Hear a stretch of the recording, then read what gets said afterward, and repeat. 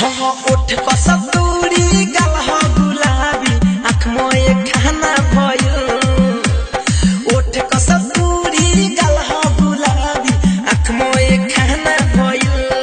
आए है टेंट वाला भाई अब घंटा डोलाई चला बड़ा बेटे सामे आना भयो टेंट वाला भाई अब घंटा डोलाई चला बड़ा बेटे सामे आना भयो उठ कस्तूरी गल हो गुलाबी आँख मोए खाना भयो उठ कस्तूरी गल हो गुलाबी आँख मोए खाना भयो टेंट वाला भाई अब घंटा डोलाई चला बड़ा बेटे सामे आना भयो टेंट वाला भाई अब घंटा डोलाई चला बड़ा बेटे सामे आना भयो चला बड़ा बेटे चला बड़ा बेटे चला बड़ा बेटे सामे आना भयो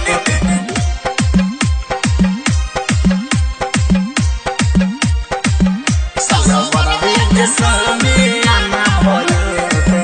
आहा चले कमर बिला खाके लागे कि मार दी है ठोकर चढ़ल जवानी बताइयो मल बाटे ही तो हसोकर मल बाटे ही तो हसोकर मल बाटे ही तो हसोकर आए हाय चले कमर बिला खाके लागे कि मार दी है ठोकर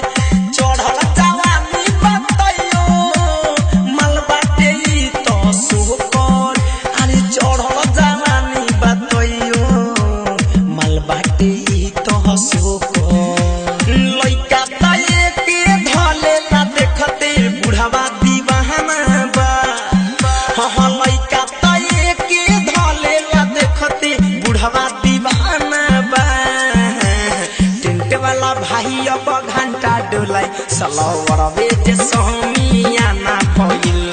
टेंट वाला भाई अब घंटा डोलाई सलावर बेटे सोमियाना भइल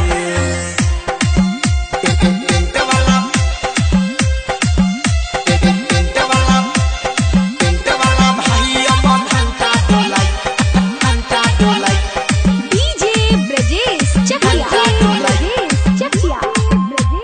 घंटा डोलाई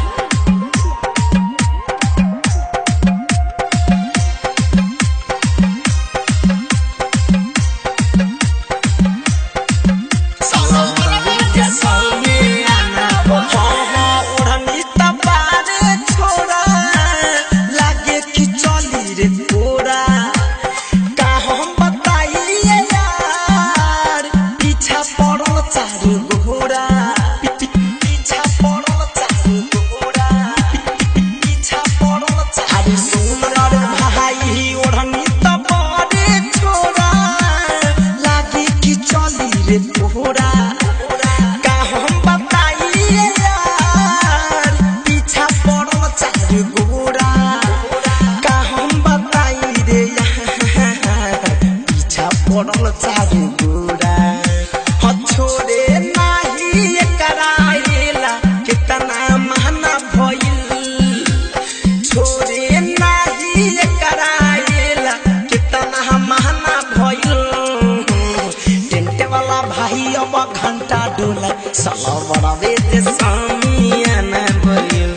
टेंट वाला भाई अब घंटा डोला साला बड़ा बेटे सामियाना भइल साला बड़ा बेटे साला बड़ा बेटे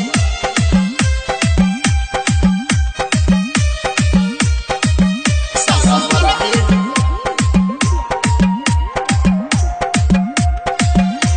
टेंट वाला भाई अब घंटा डोलाई साला बड़ा बेटे सामियाना भइल सुनना बिरजस बिहारी के चाहे भरत के लागल निगाहे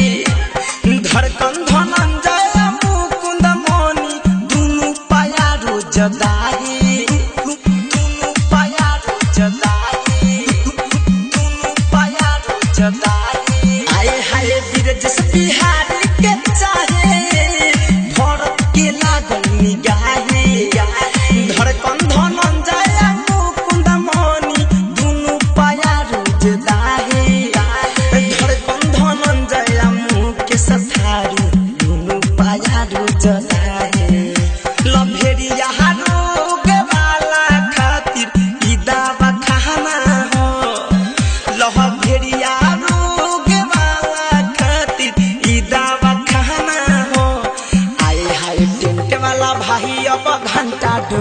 सलवारवे जे सा